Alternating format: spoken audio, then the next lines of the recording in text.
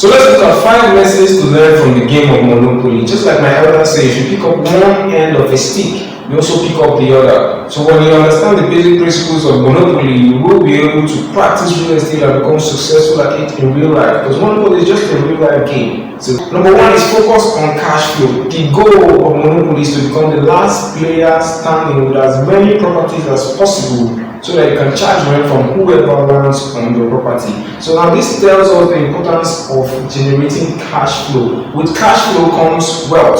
So what is wealth? Wealth means so many things to different people, but I want to explain wealth in one word. And what's that one word? Freedom. Wealth is freedom. Freedom to do whatever you want, freedom to go wherever you want, whenever you want. That is freedom. Look at the wealthiest people on earth. These guys do not work simply because they have to work and they have to survive. They work simply because they are good at what they do and they love what they do. They don't work because they need to survive. They need to earn a living.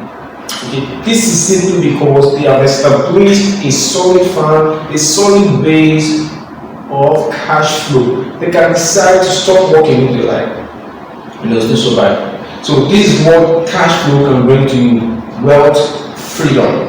Number two, you have to be patient and strategic.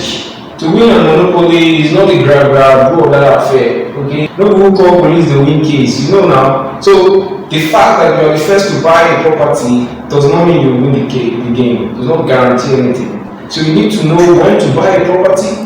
You need to know when to auction, and you need to know when to take a pass.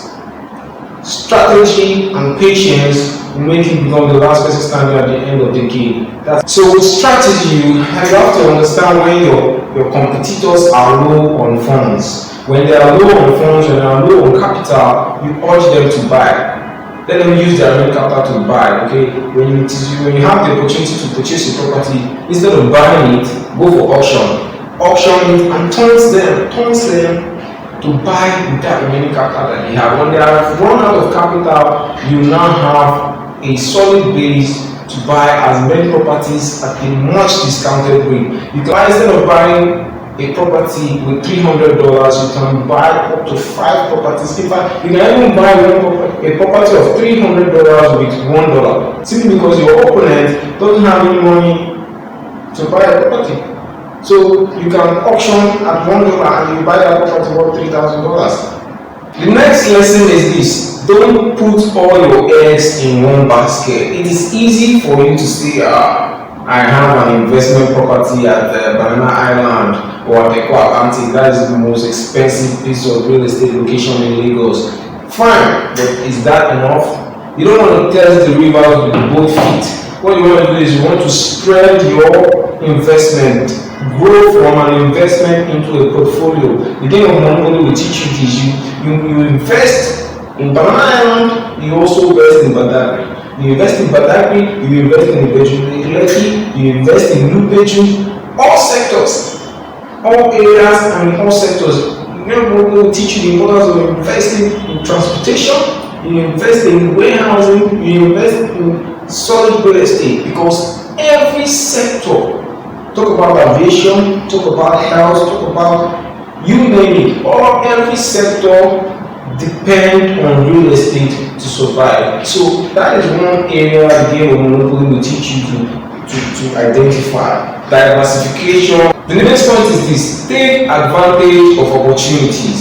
In the movie titled The Banker, you will find that Bernard Gary, whom the movie was based off of, was a one-time successful real estate investor. He was not just successful, he was, as a black man, he was able to own 2 banks in the state of Texas, which was notorious for racism and segregation of the black folks. Okay, but because he knew how to identify opportunities, he understood the game and knew how to identify opportunities, he was able to grow into one of the most successful real estate investors in the entire country.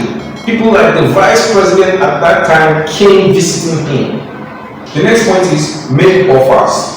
Monopoly will teach you to always make offers. Your competitor may buy a property for $1,000, hypothetically speaking, but because you continue making offer, they can sell that property for $500 or $550. Why? Simply because they need more cash.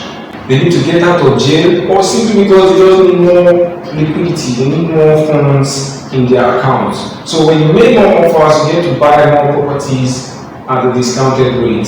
Are you still here? I have a bonus for you. For staying this long, I have a bonus for you. The last point I have for you is this: know your tax laws. When you know your tax laws, you know how to evade tax legitimately. Look at the likes of Robert Kiyosaki, Warren Buffett. These guys are so successful in real estate investing is because they understand tax laws. They know how to legitimately avoid tax. So if it means paying your lawyers, paying your accountants and other professionals so that they can help you understand tax laws, do it and you will definitely reap the benefits. Did you get value from this video? Don't forget to like, don't forget to subscribe if you're new to this space. Don't forget to turn on the bell notification so you can get more valuable content. Cheers.